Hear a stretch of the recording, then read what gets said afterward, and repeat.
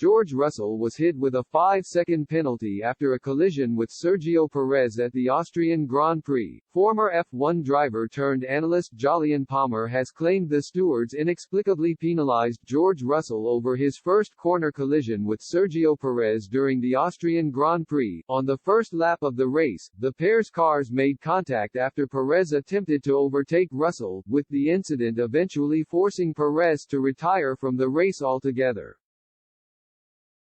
Russell was later hit with a 5-second penalty over the collision, but Palmer believes the Mercedes driver did not deserve to be penalized. In a video on F1's official YouTube channel analyzing the collision, Palmer said, "The stewards, in my mind, inexplicably gave Russell a penalty.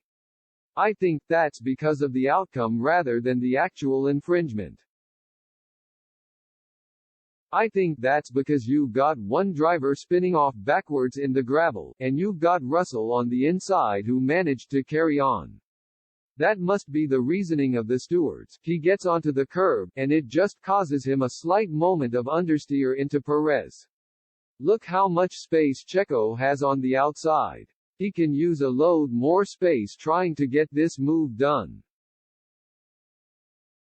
He's trying to pinch across towards the inside of Russell. For me, this is kind of a similar incident to Albon, and it's a racing incident where both have kind of run into each other here.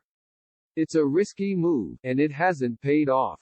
I think the stewards called it wrong." Both Russell and Perez blamed each other for the collision, with Russell saying, "It was obviously very frustrating to have the first lap incident. I braked late and braked hard and Checo had a clean line. As soon as he started to turn and I knew we were going to make contact, I was already on the limit with my car, braking and turning as hard as I could. He just had more grip on the racing line.